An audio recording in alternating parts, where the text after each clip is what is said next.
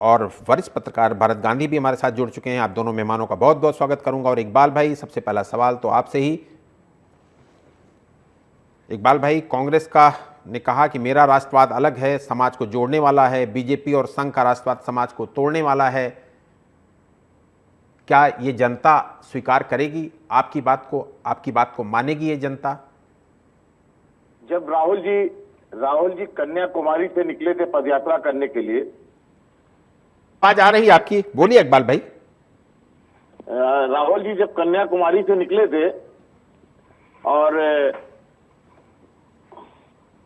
राहुल जी जब पदयात्रा के लिए निकले कन्याकुमारी से कश्मीर के लिए, तो उन्होंने ये साबित कर दिया था कि मैं निकला हूं नफरत की दुकान बंद करने के लिए। जो देश में जहर चल रहा है, जहर बोया जा रहा है, पूरे देश में नफरत फैलाई जा रही है, उसको लोगों से कनेक्ट हो, लोगों की समस्याएं सुने, नौजवान, मजदूर, किसान, गरीब, तो वो सबसे हर तबके से मिलने की कोशिश कर रहे थे और वो मिले भी। उन्होंने 4000-5000 किलोमीटर पद यात्रा की। तो ये तो उन्होंने लोगों को संदेश देने की बताया भी कि हम नफरत की दुकान बंद करके रहेंगे। देखिए, जब कोई चीजें जहर जब फैल जाता है तो उसको खत्म करने में तो समय लगता है, लेकिन जहर फैलता बहुत तेज है, तो अच्छाइयां कम हो जाती हैं और बुराइयां ज्यादा फैल जाती हैं। तो उसको खत्म करने के लिए राहुल जी को थोड़ा मशक्कत, मेहनत करनी पड़ रही है।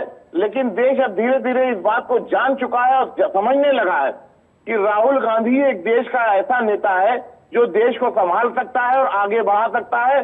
तभी देश में नफरत खत्म होगी और लोग एकजुटता होगी, देश तरक्की करेगा, लोग रोजगार मिलेगा, गरीबी हटेगी। तो ये अधिवेशन जो गुजरात में हुआ, ये अधिवेशन मील का पत्थर साबित होगा गुजरात में जी। जो 35 साल से सरकार कांग्रेस की नहीं है, वहां लोग वोट डालना चाहते हैं, लेकिन वहां की सरकार ने इतना धमका रखा है लोगों को। कल मैं देख रहा था कि राहुल जी से एक छोटी सी बच्ची खड़ी थी, वो अपना हाथ हिला रही थी और राहुल जी की नजर पड़ी, उसको बुलाया। उसने सीधे यही कहा है कि हम अगर 18 साल के जिस दिन होंगे, राहुल जी मैं आपको वोट दूंगी क्योंकि आप में विजन है। अब आप देखिए, छोटी सी बच्ची को कितनी बड़ी बात कह दिया उसने कि आप जो लेके चल रहे हैं उसमें विजन है, लोगों की तरक्की और लोगों को जो बेहाल है उनको आप अच्छी जगहों पे लाके पटल पे रखेंगे। तो एक छोटी बच्ची ने साबित कर दिया है कल अधिवेशन में।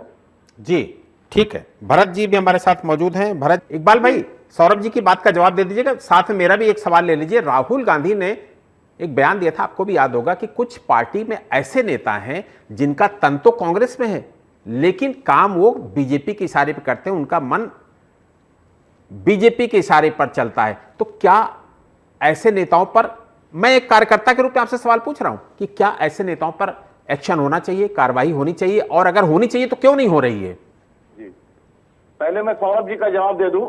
बीजेपी के जो प्रवक्ता बैठे हुए हैं हमारे साथ, उन्होंने कहा परिवारवाद। अरे बीजेपी में जैसा परिवारवाद तो शायद किसी पार्टी में नहीं होगा। अमित शाह के बेटा जो कभी बॉल नहीं खेला होगा बचपन में, उनको अध्यक्ष बना दिया, वो परिवारवाद नहीं है। रक्षा मंत्री श्री राजनाथ सिंह, उनके बेटे एमएलए नहीं है। अभी मैं गिनवाऊंगा तो लिस्ट इतनी लंबी है कि ये खुद हो सकता है कि आपका डिबेट छोड़ के भागना पड़े, जवाब नहीं दे पाएंगे। परिवार 3 बार 4 बार लगातार विधायक बने, उन्होंने कोई परिवारवाद की राजनीति में उसे नहीं मानता, क्योंकि उन्होंने धरातल पर उन्होंने काम किया। अब आप ये तय कर लीजिए। अब देखिए, संगठन के हमारे चुनाव अभी निपटे हैं, संगठन का चुनाव सबने, मीडिया ने भी देखा है और पूरे भारत ने देखा है किस तरीके से पहले बीजेपी कहती थी कि अगर इनके परिवार के अलावा कोई प्रेसिडेंट अगर बन गया तो मैं राजनीति छोड़ दूंगा। अरे आप देखो ना, एक दलित समाज से, एक गांव का निकला हुआ एक कार्यकर्ता, उसको जनाब मल्लिकार्जुन खड़गे जी को राष्ट्रीय अध्यक्ष बना के उनको बकायदा चुनाव आप लड़ा के ये साबित कर दिया कि ठीक है, ठीक है, ठीक है। इकबाल भाई मूल सवाल पर आइए। इकबाल भाई, राहुल गांधी जो ये कह रहे हैं कि तमाम सारे नेता ऐसे हैं जिनका तन तो कांग्रेस में है लेकिन मन उनका बीजेपी में, क्या उन पर एक्शन होना चाहिए? आपका बहुत अच्छा आपने सवाल किया है। उन्होंने इस बात को इसलिए कहा है क्योंकि राहुल जी ने एक ऑब्जर्वेशन किया, एक टीम लगा रखी है जो लोग बीजेपी के स्लीपर सेल होके अपना काम करते हैं कांग्रेस में, उनको बाकायदा ये चीज ऑब्जर्व की जा रही है। राहुल जी पूरा ऑब्जर्व कर रहे हैं और उन्होंने साफ कह दिया है या तो तुम कांग्रेस छोड़ के चले जाओ वरना हम कांग्रेस से निकाल देंगे। वो साफ कह रहे हैं हमें चाहिए बब्बर शेर, कांग्रेस का हर सिपाही बब्बर शेर है। तो राहुल जी बार बार कह रहे हैं कि हमें बब्बर शेर चाहिए, गीदड़ नहीं चाहिए। और जो लोग सीबीआई और ईडी से डर के मारे भाग रहे हैं उनकी भी जरूरत नहीं, हो जा सकते हैं। भाई आप अगर रहना है तो खुल के लड़ाई लड़ो, जनता की लड़ाई लड़ो। एक समय था जब पूरे देश के कांग्रेस भी कमजोर होती गई, तो क्या सेवा दल को पुनः जागृत करने पर चर्चा नहीं होनी चाहिए पार्टी के अंदर? सही सवाल आपका है और ये बात सच है कि हमारे स्वर्गीय प्रधानमंत्री राजीव गांधी जी ने सेवा दल को बहुत आगे किया था और उनके ना रहने के बाद, उनकी कुर्बानी के बाद कांग्रेस में सेवा दल का धीरे धीरे खत्म होना, निष्क्रिय होना, कमजोर होना, ये भी हमारे लिए घातक रहा।